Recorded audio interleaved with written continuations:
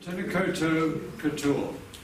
It gives me very great pleasure today to introduce a very special speaker, Kennedy Warne. And Kennedy has been really a towering figure in the emergence of the environmental field in New Zealand.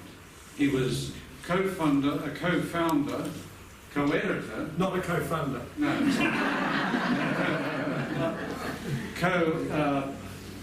He was co-founder and editor, weren't you? Was that right? Of New Zealand Geographic, and continues to write for that magazine, which is a very fine, respected magazine, and I'm sure many of you subscribe to it. He also writes for the international magazine, National Geographic, the one that's essentially a global publication. And in addition, he has written a number of books, both on a range of topics, but including both about, I think the history, was it, of Tūhoe, and also books for children, including a book about the warbler and the shining cuckoo, which is a familiar sort of refrain in our forests. So I met Kennedy, I suppose, about 6 months ago on a heritage trip around the offshore islands of the North Island of New Zealand. Absolutely wonderful trip. And one of the features of that trip for me was the remarkable, memorable presentations by Kennedy during that trip. I think we will see another of those without wanting to embarrass him by anticipating. I think you'll find we are in for another remarkable presentation today. So great to see you, Kennedy, and welcome. Thank you, Ralph.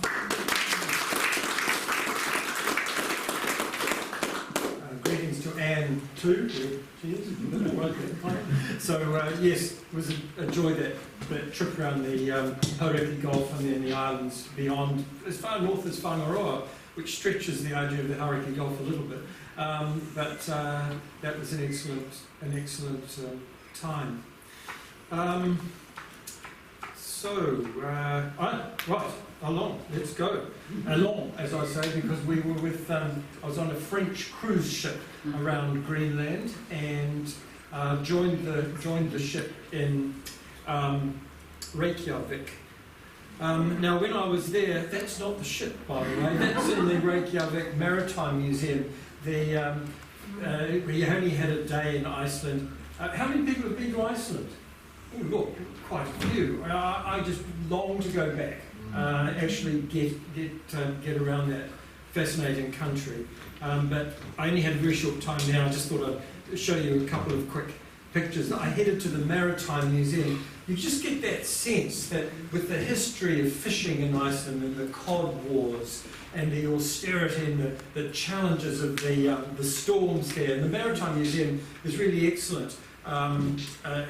Captures the drama, and you almost feel that you're on a ship sometimes. I love the artistic stairwell with cod floating there as you ascended the stairs, and of course dried cod. And I was fascinated by the in the early days, the whole community was engaged in drying salted cod on the foreshore at Reykjavik. I mean, really fascinating, just this how times have changed. But the women and children just out there turning over this substance, this dried cod was what they did. So that was that. I like the combination of art and ruggedness and. You get the sense with, of course, the glaciers and the volcanism, what a dramatic geology and geography Iceland is. But this was just a mural on a wall. I just loved the little village, feeling as if it was poised underneath a fist of rock, and there's other little amazing artwork and public installations of art in Iceland. I liked this stained glass window in the National Museum, and was also much taken by a statue outside a church. Let's see if I've got a reference here. Which is this? I don't think I do. It's, oh yes, a tribute to the Sisters of St. Joseph, who were known for their humanitarian work. A metal figure, and there are quite a few of these in downtown Reykjavik. I think the Icelanders must like these kind of figures. But with this dazzling slit of green glass running through the chest, I think, speaking of light entering the soul. But I like that. And then just randomly wandering around downtown Reykjavik, this lovely piece of art on a wall just at an intersection. And I enjoyed the fact that being summer, there was a softening of flowers and plants and life in that place. It was like us, lots of sheep, lots of wool, very strong woolen industry with those lovely patterned jumpers that they wear. And I like this little piece of whimsy down on the by the museum. So that was that, and one day in Reykjavik, condensed into 2 minutes there for you, and then off just a day really across the sea to the east coast of Greenland. And yes, excuse me. yes, am I standing in the way? Yes. I don't know where you're going to stand. Oh, I'll stand back further. Oh, That's carry on. brilliant. Well, shall I start again? No, that's fine. No problem. And then at 3 a.m. in the morning, of course, it was never dark. The sun did set, I think, someone told me, at around about 1 in the morning. It was up again by 3. And I couldn't sleep those first few nights anyway, so it was very nice to be on deck, just me, as we headed into the first of the ice slush off the east coast of Greenland, and then watching the officers at the just standing outside of the cockpit bridge. God, it's, you know what it is. I knew there was. I don't think it's delayed. No, it's not coming. The bridge indeed, standing outside as the ship negotiated the icebergs.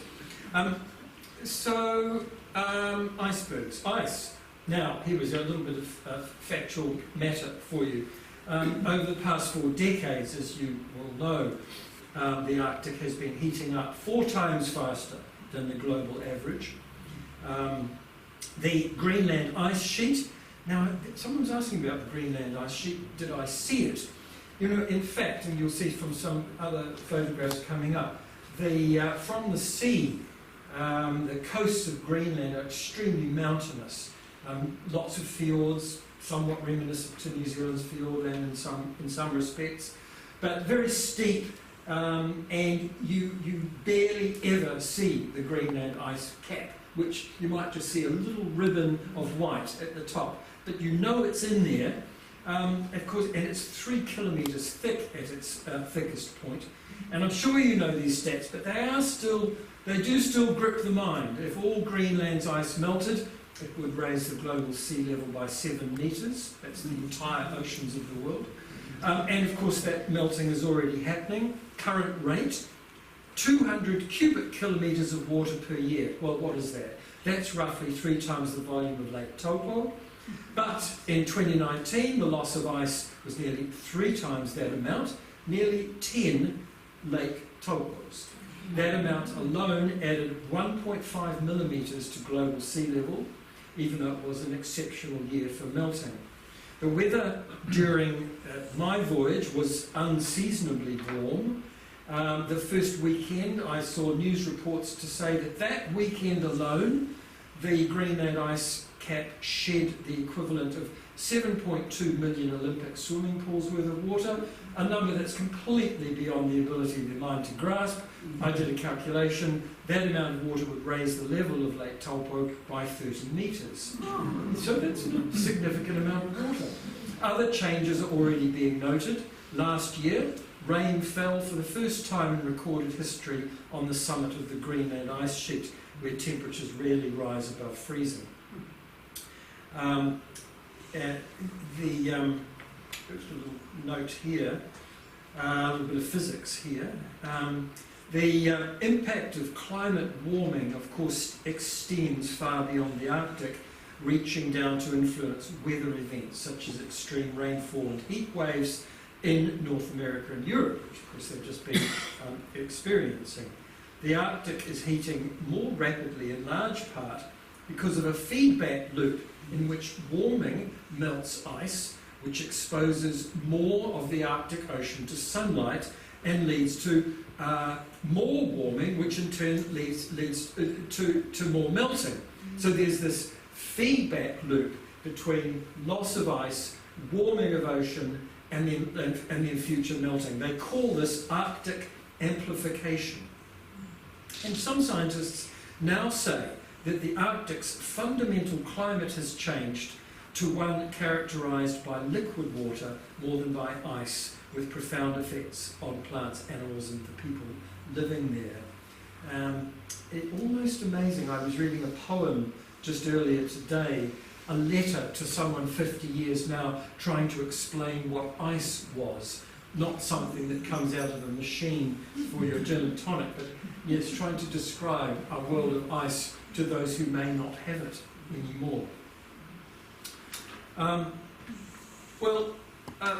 In our case, the ice was here, the ice was there, the ice was all around, to quote Coleridge, and this was more or less our daily experience.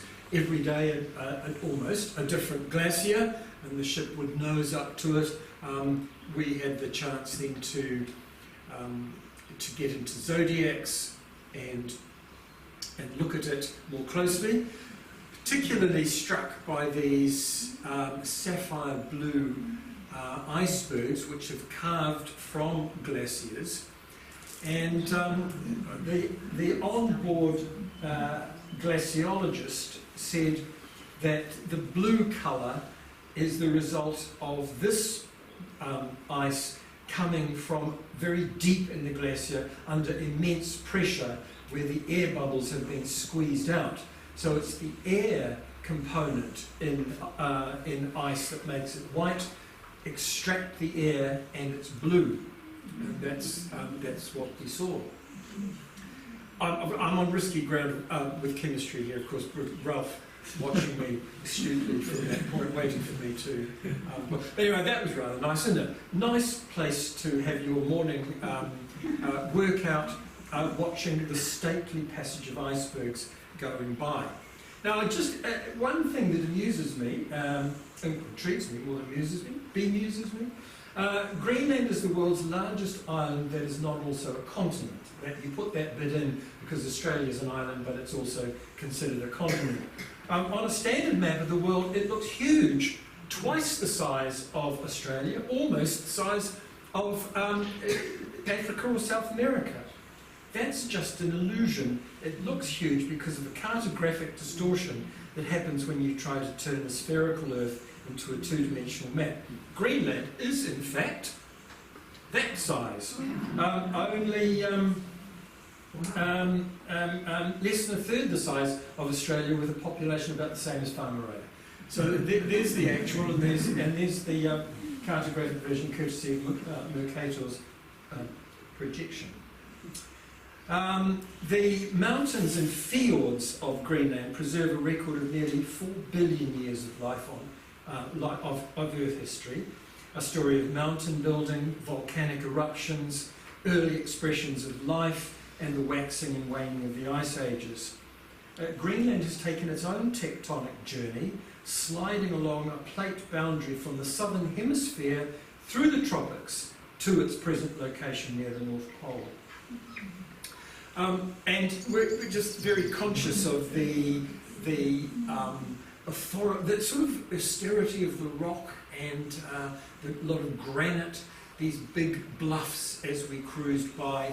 And then, as you can see, as I mentioned, parts of it look a bit like Fiordland or Otago, the snow-capped peaks, and then the glaciers coming down into the sea there. So very steep, these spires of rock, and it felt very raw, very, very new in some ways. And then these lovely rounded features that we also passed. Now, I'm sure that many of you know how the ice-covered island of Greenland came to be called Greenland. You know, this was contradictory.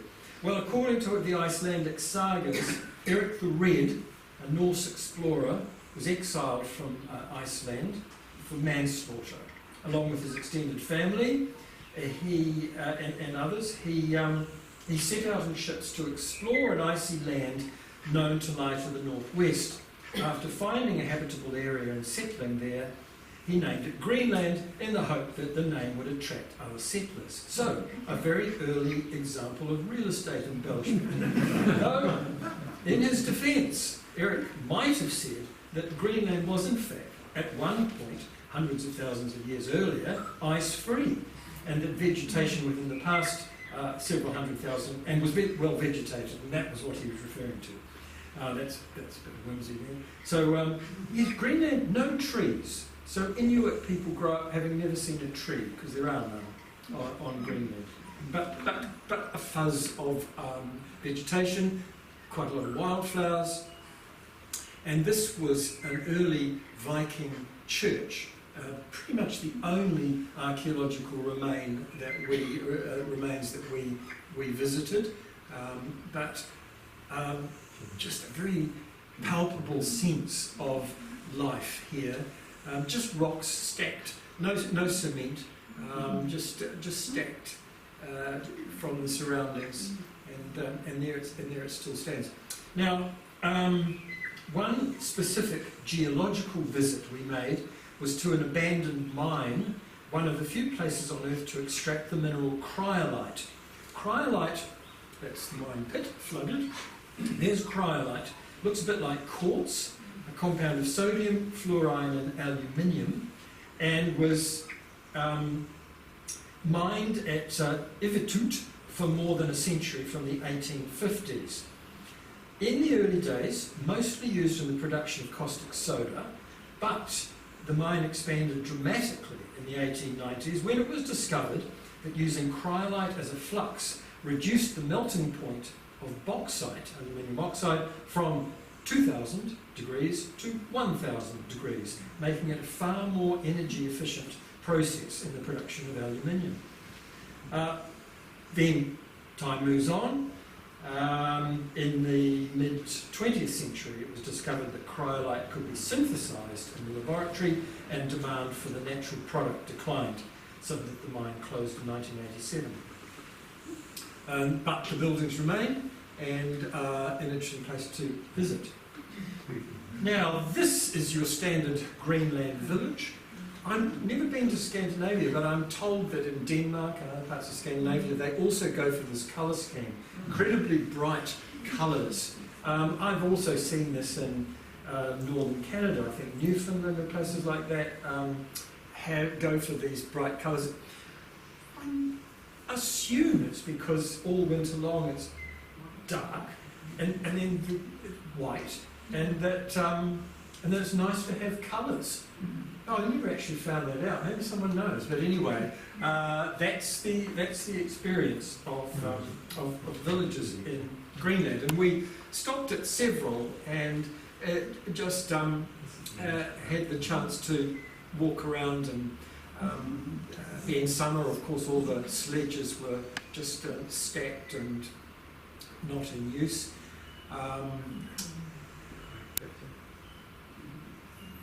The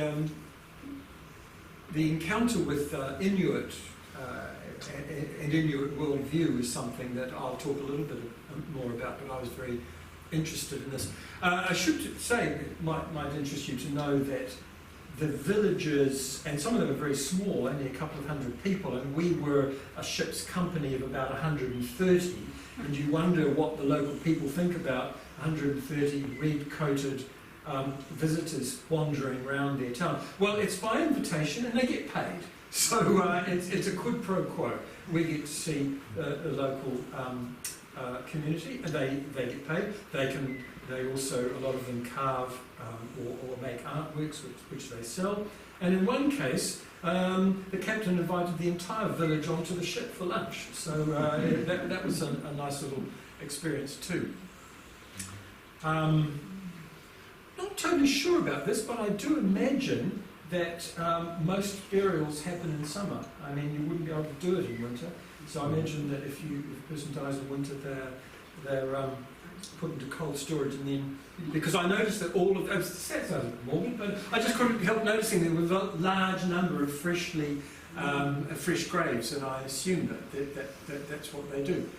A lot of lovely wildflowers. That's called cotton flower, and just a lovely little tufted white thing that grows on the tundra, and a few others. Look, I don't know their names, but nice alpine flowers. Now, Greenland, just a little bit of background history here. I don't think I was fully aware of the fact that, like elsewhere, Greenland's had a very painful experience of colonisation. Greenland's only had self-rule since 2009. 90% of the population are Inuit. Colonisation began in the 1770s. Inuit was settled in I guess you could call them, not quite reservations, but moved and settled in certain places near trading stations. The colonisers, the Danish, were very much the master race and administrated as an upper class. Greenlanders were kept in the sealing industry that ensured raw materials for an export-oriented monopoly trade. There was a sense that I got from the museums which did not mince their words about the tragedy of colonisation. Inuit were essentially seen as the providers of an export, an important export, fur, blubber, meat, other things like that. So they themselves were just cogs in an industrial and commercial machine.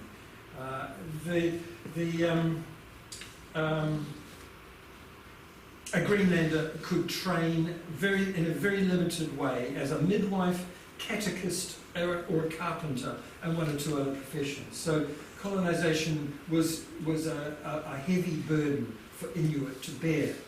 The Inuit worldview was also fundamentally and substantially transformed by Lutheran missionaries who arrived in the 1700s. As has happened elsewhere, in the translation of the Bible, some of the figures known from Inuit traditions were used and were in fact transformed. I mean, one particularly egregious example was one of the highest spirit helpers that were associated with the shamanic religion was turned into or translated into the devil. So a complete inversion of their sense of values and their scale of right and wrong. We had, fortunately, one Greenlander on the staff of the ship, and I spoke to her quite at length, and she said that as elsewhere, there is an emergence of self-determination among Inuit. They're not independent. They don't wish to go there just yet. There's so the Danish government continues to give them $1 billion kroner a year for various things and manages sort of foreign affairs, and dealing with people like Donald Trump who want to buy it. But the Inuit themselves are in this, I guess, stage of re-emergence, of renaissance, a recovery of their culture. Well, one of the museums, this is the museum in Nuuk, the capital, and I really enjoyed this museum. And these were just a couple of examples of what they called a kind of Inuit-style cabin, obviously modern with the wallpaper there, and but with traditional items. So there's some of the traditional costumes, again like the houses, incredibly bright. So this might be just a sort of a exuberant response to the type of environment in which they live. I was fascinated by this, drumming songs and drumming dances. Drums were used as conflict resolution. The story I read there was that each participant would sing and make arguments and make declarations and make whatever their statements were, and then the other would try to counter it with a whole lot of people gathered round.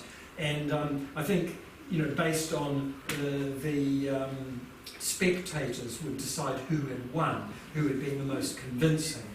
So there's settlement of conflict by song, which was I thought a very interesting way.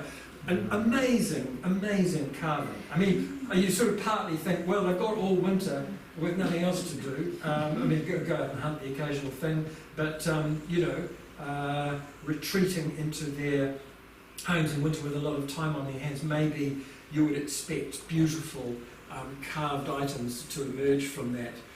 There were just there's remarkable faces on this piece here. I quite like this. Some, and one's always a little bit uncertain about when you see a sign saying grave goods, you think, okay, maybe should have left them where they were. But this one, polar bear fur, sort of, I think the idea was to keep the person warm. So these items here, beautifully carved. I really love those. What are we doing? Sorry. Okay, good. We've got the second half yet.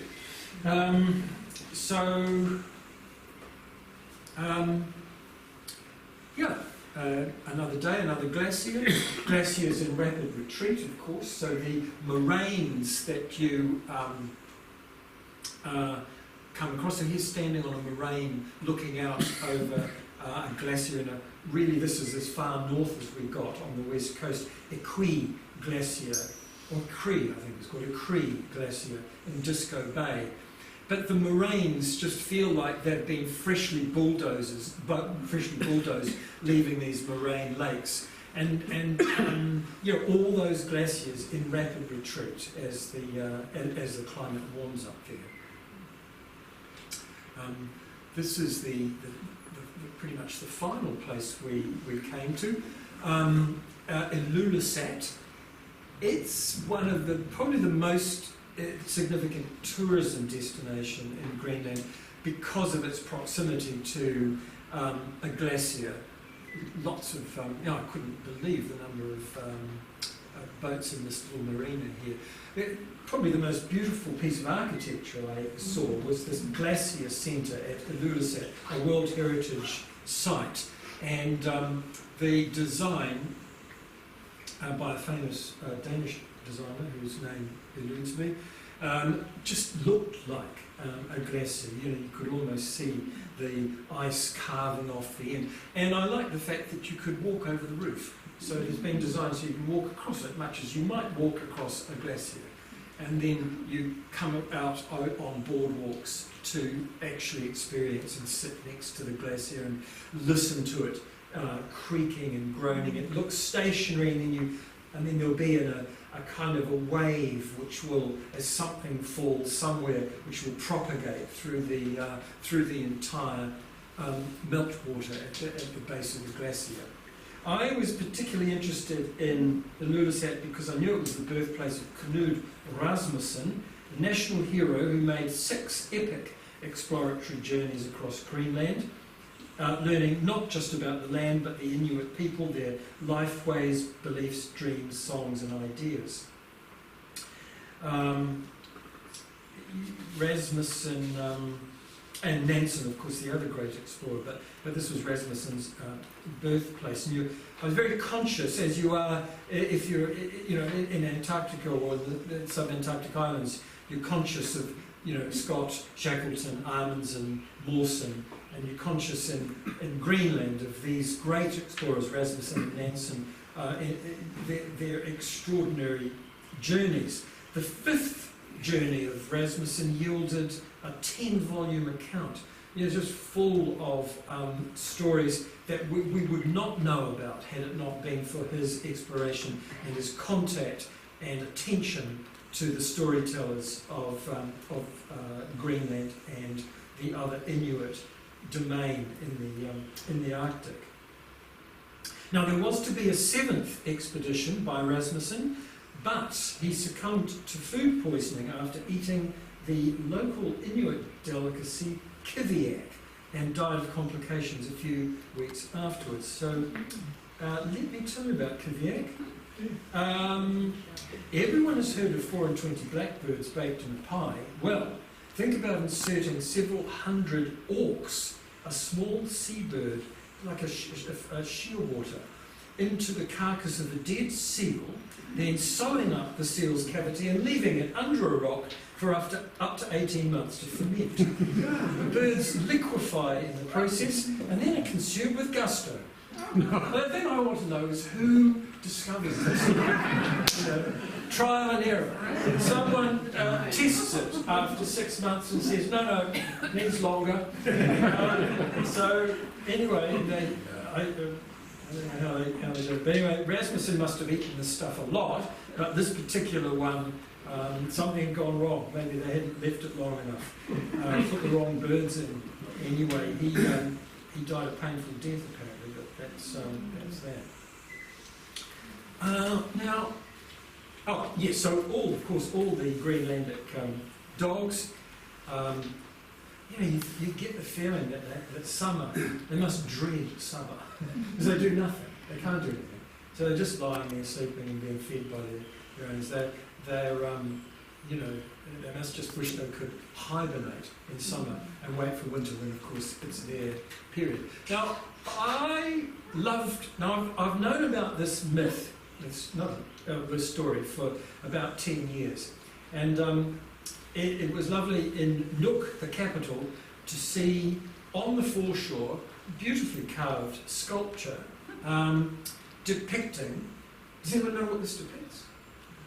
The Mother of the Sea. Now, I'll tell you the story. Now, she appears everywhere. This was a school in a small community, and there she is again. What's happening here is, well, I won't tell you what's happening. I'll tell you the story. There she is. Right, the story. Here's the story. Long ago, there lived in the Arctic a young, beautiful woman. Many men were presented to her as prospective husbands, but she rejected them all, until one day a handsome stranger came to her family's camp. He had many dogs and finely crafted hunting tools, and he promised her a life of comfort. Well, she could not resist. Which woman could? And she left with him for his land across the sea, only to find on her arrival that she had been deceived. Again, not an uncommon situation. Her betrothed was in fact a seabird, and his dwelling was a hovel. Her father came to rescue her, and they escaped in his boat across a calm sea. But her seabird husband's spirit, angered by this, pursued them and whipped the icy sea into a raging storm. In mid-ocean, in a small boat, the father feared for his life, and to appease the bird, cast his daughter overboard into the wave-tossed waters. But she clung relentlessly to the gunwale of the boat, determined to release her grip. This is not for sensitive souls. To release her grip, I'm telling you that, I'm just going to keep reading. The father cut off her fingers at the first knuckle. The pieces fell into the sea and became ringed seals. Still she held on. Then he cut all her fingers at the second joint. Those pieces swam away as bearded seals, another species of common in the Arctic. Other pieces of her fingers became walruses and whales. This is how seals were created, and that young woman became Nuudiajuk, she's known by at least a dozen different names. The Mother of the Sea, known in Greenland, to the Greenland Inuit, as Sasumaana. To this day, she lives at the bottom of the sea and controls all the animals in her watery domain. The success of a seal hunt among the Inuit depends on the benevolence of the Mother of the Sea. In normal times, when humans are respectful of the natural world and in harmony with each other, she releases the animals to be hunted. But if humans fail to respect the natural order or neglect the customs of honour towards seals, she recalls the animals to live with her, and times become hard for the hunters. The Inuit believe that Sasumaana is at her happiest when her hair is neat, and that human misdemeanours, such as lack of respect for the natural world, greed, carelessness and so on, figuratively tangle her hair. She has no fingers with which to comb it. So a shaman is summoned. He prepares himself spiritually, dives through a hole in the ice, and swims down to the dwelling of the Mother of the Sea.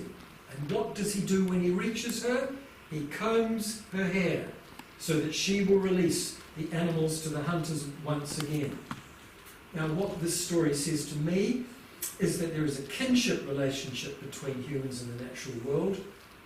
Humans are not in a separate category from nature, certainly not superior to the natural world, and there is no such, as you're aware, there is no such thing as human exceptionalism or entitlement in the indigenous worldview.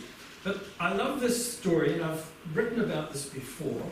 The Maori word kaitiakitanga, stewardship, guardianship, an approach and etiquette of care to the natural world, which I can't think of a better metaphor for that than to comb the hair of the Mother of the Sea. And there indeed is what the shaman is doing, combing her locks here.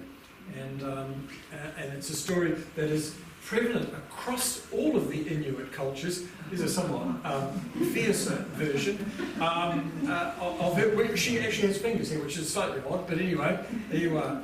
And there she is, sort of controlling things from below, so that the hunter can have some success from above.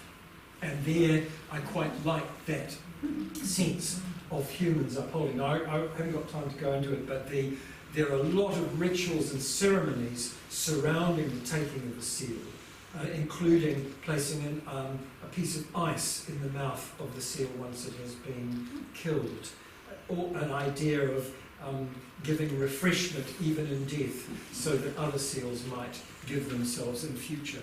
There's a lovely rich lore about that. Now, in the few minutes remaining, I just want to do a little bit of a connection here, because I think it's when you're in, well, we're all conscious of sea level rise, a major issue in the Pacific. Of course it is in New Zealand too, but we're especially conscious of those low-lying coral atolls which rarely are more than a few metres above current sea level, and the future of those islands. So I spent some time, I have spent time in several of our Pacific islands and written about Tuvalu and Kiribati, and written about the problem of rising seas. So this is one, this story, so in February, in 2015, I was in Kiribati, in the capital, Tarawa mostly, and writing for National Geographic. They had a special issue on climate change, and they wanted a piece from one of the Pacific Islands. So I went to Kiribati, formerly the Gilbert Islands. The Gilbert and Ellice Islands split. The Ellice became Tuvalu. The Gilbert's got sort of Anglo, no, the opposite of that. So Gilbert, Kiribati, that's the origin. They kept the word Gilbert, but put it into their language. So I was there during the period of the highest spring tides, known as king tides, and which coincided with also some storms around that time, and they were getting a good buffeting. Sea walls had been breached. There were roads were eroded. The main causeway across to the northernmost part of Tarawa, called Besio, had been severely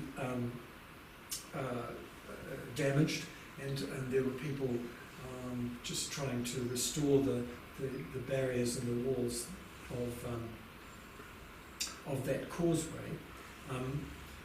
I watched seas pounding around the edge of this seawall.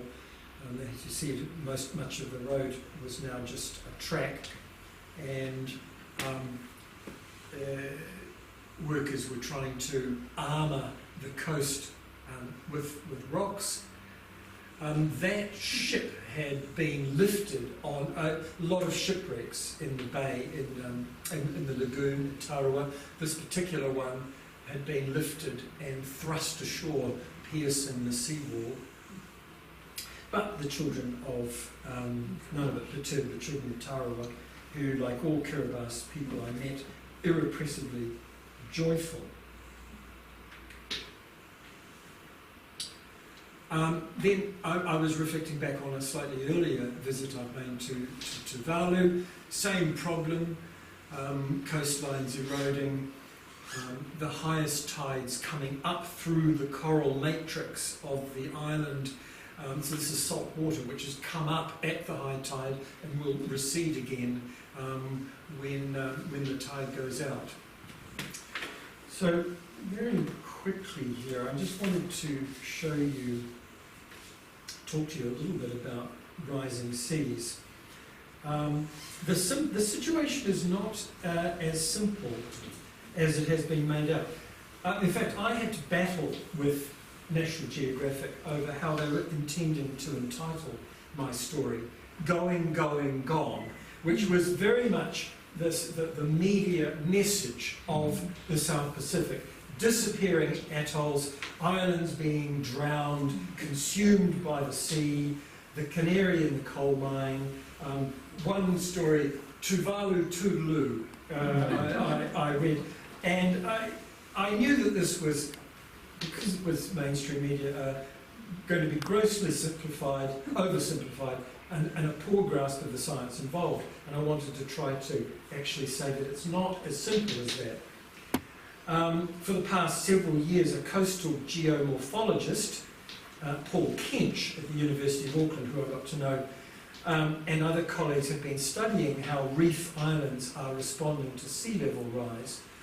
Their work has included comparing aerial photographs and satellite images of islands acquired over the past 20 to 60 years, and in Tuvalu's case, drawing on maps made during a scientific expedition a century ago. The analysis, which now extends to more than 600 coral reef islands, indicates that around 80% have either remained stable or increased in size. Only 20% have shown the net reduction that's widely assumed to be an island's fate when sea level rises. Tuvalu's main island, main atoll, Funafuti, 33 islands distributed around the rim of a large lagoon, has gained 75 acres. I forgot to reconvert this. You have to convert everything to American, of course. Whatever that is in hectares, during the last 115 years. And as well as this, the really surprising result is not just that islands can increase in size as sea level rises, important and counterintuitive as that is, but the extent to which they move around. 2/3 of the reef islands in the study had migrated lagoonward as their ocean sides eroded and sediment built up on the lagoon-facing side. One of Funafuti's islands moved 100 metres in 40 years. So reef islands are in fact among the most dynamic landforms on Earth, and Tuvalu's are some of the most dynamic on record. And this is one of them that I visited, the island of Te Puka. And here is the reason why they are so dynamic. Reef islands are perpetual construction sites. Their surrounding coral reefs are like factories producing the raw material, calcium carbonate.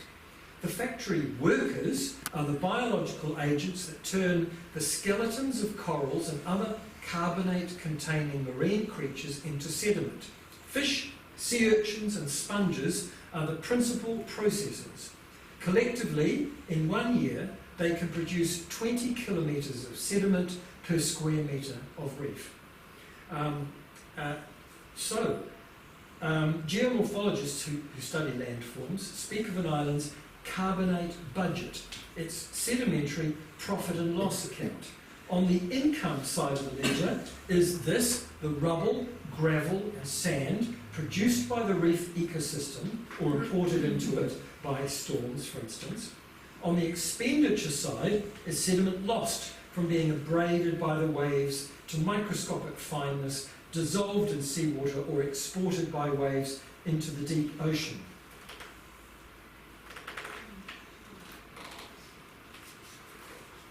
Te Puka, on its western side, has, on its ocean side, has been undergoing this kind of abrasion, and on its lagoon side has been obtaining input from erosion.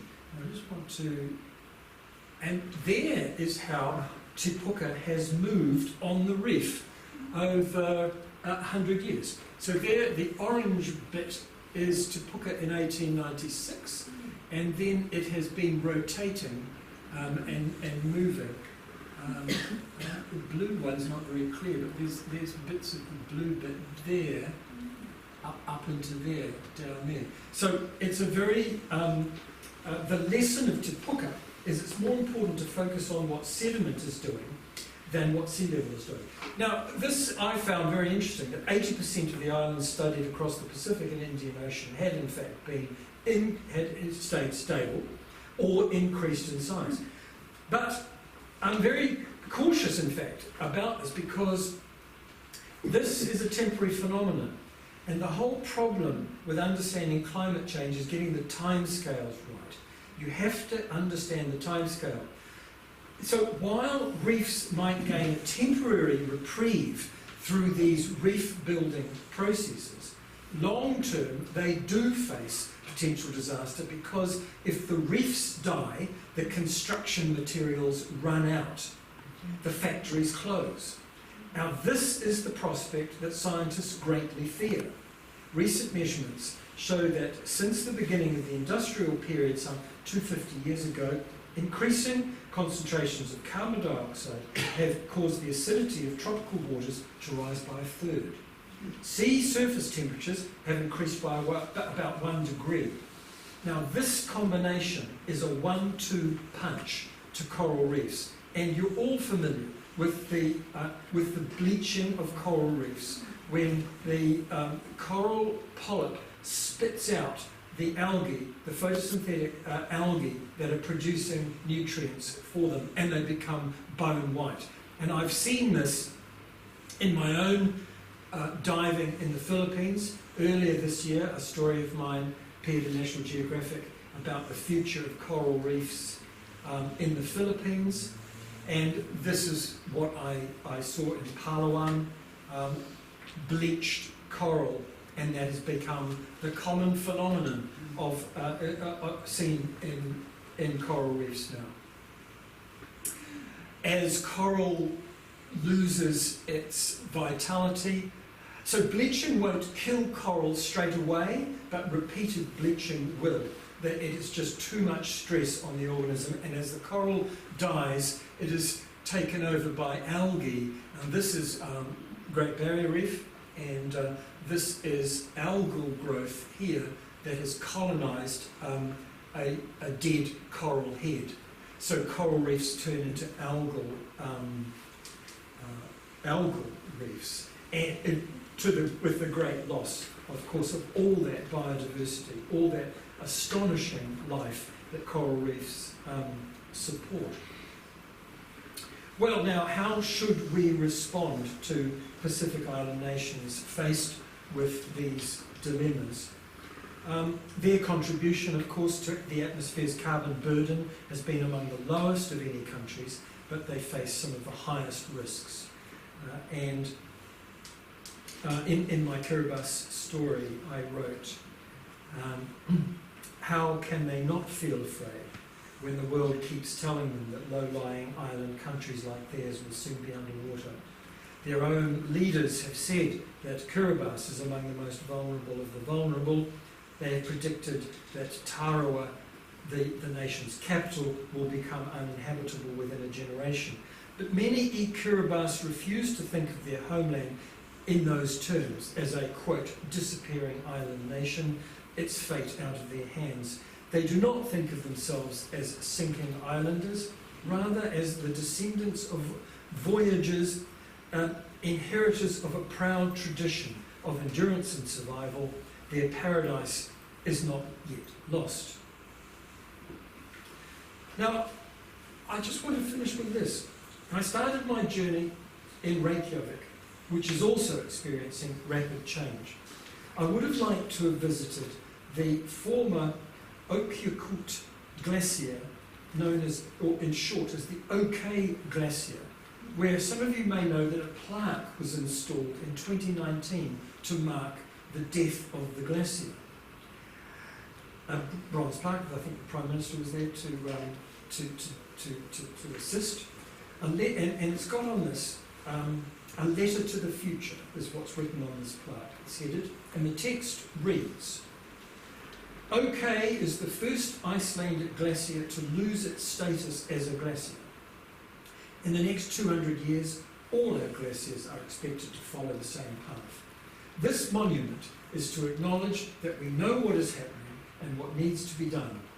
And then the final line addresses a visitor in the future, perhaps the not too distant future. It reads, only you know if we did it, which is an appropriate note. So there's my journey to Greenland.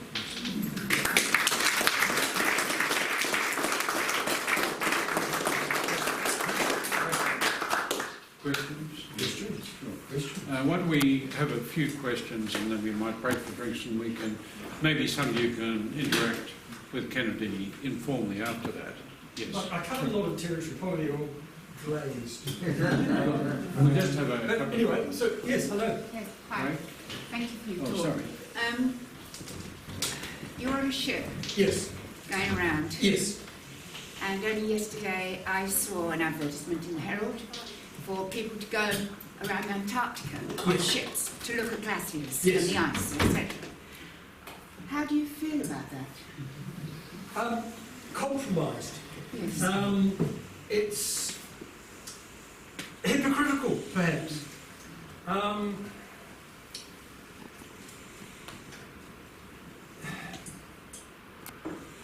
I really can't. I really can't answer the question. I mean,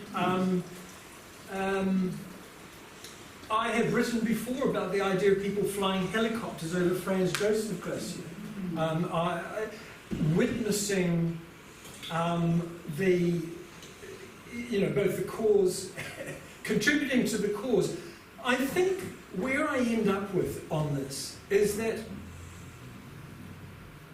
if we have an entire culture built around fossil fuels and we're attempting to change that, at what point do we discard everything to do with that culture? Everything in our homes, everything from heating to light to steel that we use that we know is a huge carbon burden on the planet. You know, trying to extract one action and then the entire context is difficult. But that sounds awfully like I'm just making an excuse for my action on this trip. So, I can't answer it. I'm saying I suppose in one sense I witness these things. You know, I'm not saying this is playing this card, the journalism card, but I am conscious that when I am on these trips, I get an audience to speak to about these things, and I get audiences to speak to once I've returned. Now, this may be, a small, these may not balance out very well. Maybe it would be better not to participate and not to, offset that with the awareness that I might give later. I don't find it an easy balance to arrive at. But thank you for asking. Could I just comment on that as well? Yes. That we care about the things that we see, and if we don't go and visit some of these places, we don't actually care about them and look after them. Yeah, I agree. Right. Hi, I'd like to make a comment rather than ask a question, if you don't mind. I lived on Kiribati for a couple of years, but quite a few years ago, and the atolls in the Pacific are, as we know, only 2 or 3 metres above sea level. So my own thinking, and it does sound brutal, but I think given what we're going through with global warming and our slow efforts to transition to an anti-fossil fuel economy, that the Pacific Islanders on the atolls are going to have to resettle, and New Zealand and Australia, as the 2 big developed countries in the Pacific, will at some stage be required to find homes for the Kiribati people, the Tuvalans, and then there's Marshall Islands. Tokelau is also an atoll. There's a couple of others. Tokelau, Tuvalu, Kiribati, Marshalls, and yeah. Yes. So that's looking ahead to a gloomy future for them, Maldives, because they'll be leaving their homelands Yeah. and will have to find new homes for themselves, I think. Now, just a couple of responses to that. First thing I think is that what has traditionally happened within the media is a compression of the timescale as to say, this is an emergency, we need to do this now. Famous example, the Carteret Islands of Bougainville were supposed to be underwater in 10 years, we must move them all. Well, it's garbage. The Carterets are not underwater, their inhabitants are still there. In fact, it's increasing. People are returning from elsewhere to the Carterets. So the problem is timing. And what I got from Paul Kench and the geomorphologists was that what governments like Kiribati and Tuvalu should be doing is looking at all of their island assets, looking at the ones that are increasing in size even, or the ones that seem to have, for whatever reason, the best prospects, and thinking about how to utilise those. And the big problem there is once you've got infrastructure on an island, you can't just suddenly shift it. But these have been resilient, adaptable people for a very long time, and at the very least, time could be bought there. The other thing is that an interesting piece of work that Paul Kench did in the Maldives was to find that historically, during a much earlier period, I'm not sure how many thousand, 10,000, tens of thousands of years ago, during a period of rapid sea level rise, some of those islands were able to keep up. So if rises of the order of 1 to 2 millimetres a year, these processes of carbonate regeneration of islands may in fact buy time. But you're right, in the long term, the reefs are unlikely to survive acidification and warming, and therefore there does need to be a plan for resettlement. And we certainly shouldn't just use time to sort of kick that ball down the road. I totally agree with you. Thank you. Yes. Yeah, I think you mentioned that the meteorologists had seen rain on Greenland rather than snow. Yes. Is that some sort of benchmark, some sort of tipping point? It sounds like that one. water comes down and then Yeah. aids the Yes. glaciers. Well, it sounds to me like it's just like it goes with these, this phenomenal melt in 2019, for example. I mean, it does. I mean, it's a very good point. We often need the extraordinary to focus our minds. The fact that rain fell on the Greenland ice sheet is an extraordinary event that ought to focus our mind in the same way that the prospect of an ice-free Arctic. You know, these things will emerge probably in my children's lifetime. You know, I mean, these are things, and the word you use, the phrase you use, tipping point, is one that is increasingly in discourse now, and it's a vital thing. The problem is, and I find this very frustrating, and it actually comes back to the woman's question before. The problem is when we normalise these things, they get absorbed into the conversation, much as the idea of sustainability, which was radical in Rio in 1992, and then just gradually amorphously absorbed, and now anything is a sustainable thing, and it's not really the meaning of what it was originally to do, which was, you know, not to exacerbate our ecological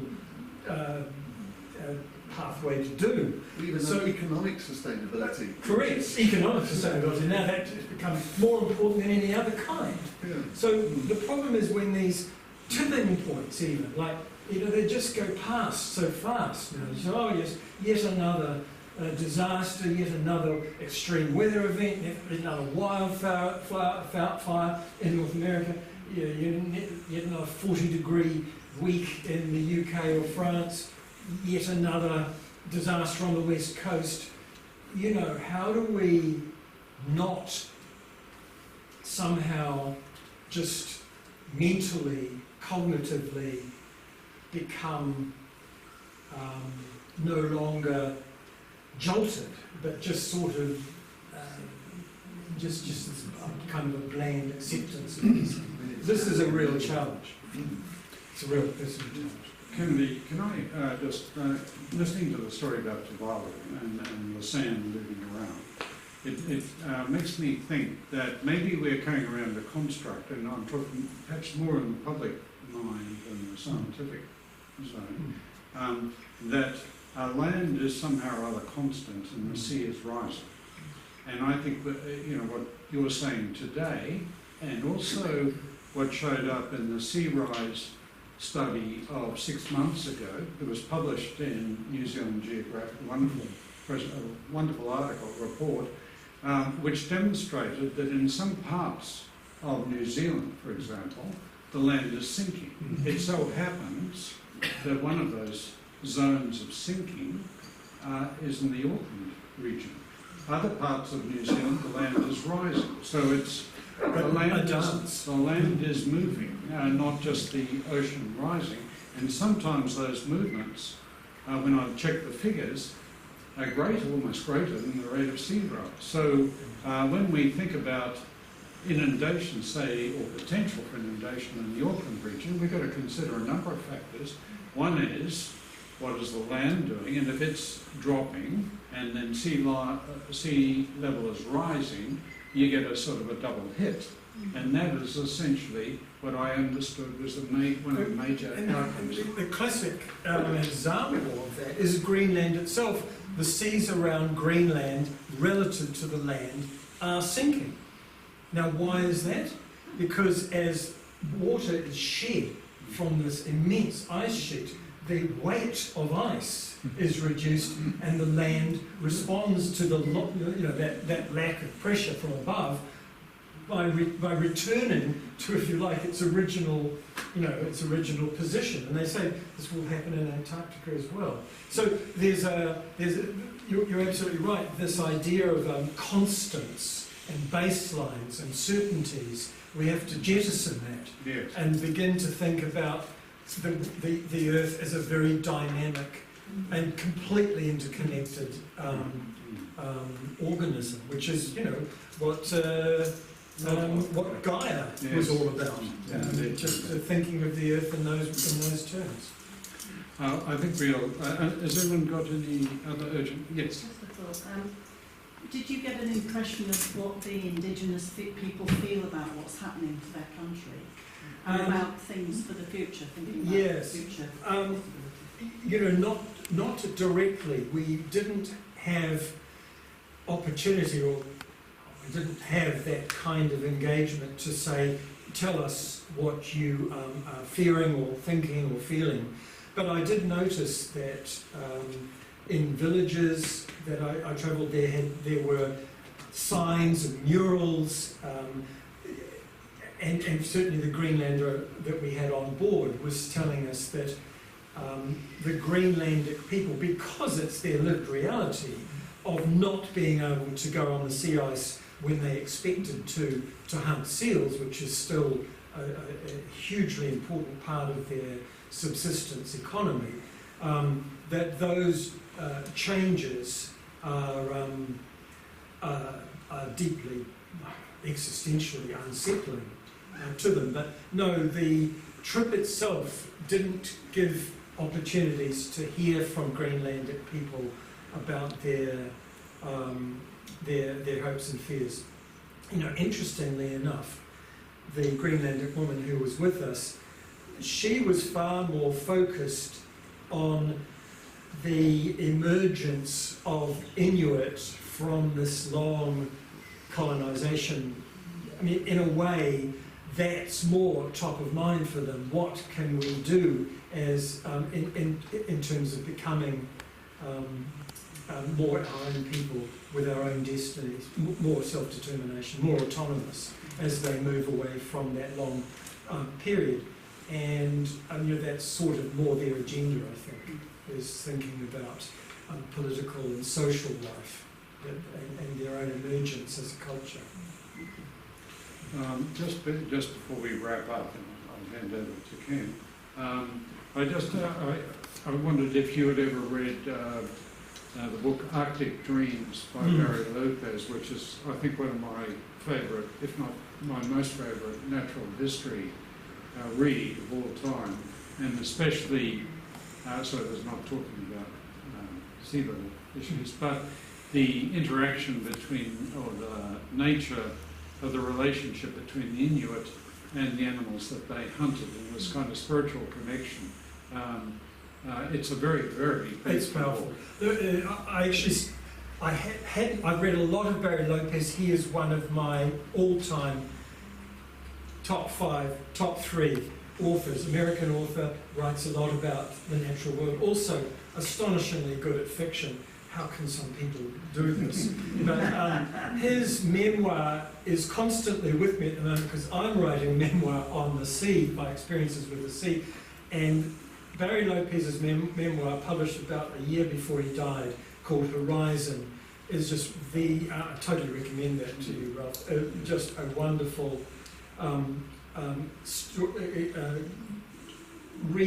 re-examination of his life. But yes, on the ship I started reading Arctic Dreams because I put it off for too long, and it's just wonderful. I just got a few chapters in, but already his lucid and heartfelt prose is wonderful. So I totally agree with you. Read Arctic Dreams, but also read Horizon, his book, and it's just a posthumous essay collection, which I'm still waiting to get from the library of his, is called Embrace Fearlessly the Burning World. And I think it contains his last thoughts about the predicaments that we face on the planet. So yeah, big fan of Barry Lopez. I'll hand over to Ken to offer a word of thanks. Kennedy, we've got a tonga here in Ralph, and he's brought another tonga today to share your experiences, and I love your ability to create word pictures. And when I listen to you on national radio and stuff like that, you can sort of you can see what you're talking about through the radio waves. I think one of the hopes that I have is that the next generation, which are going to be impacted a lot more than our generation, is our hope. And I think there's a growing movement within the younger, our grandchildren and children, to actually face some of these issues head on. So, and not too soon. But thank you. It's been a wonderful experience, and we've learned a lot. And there's something to with the whistle and a cool heart. Oh, thank you so much. Yeah. I appreciate that. And it's like,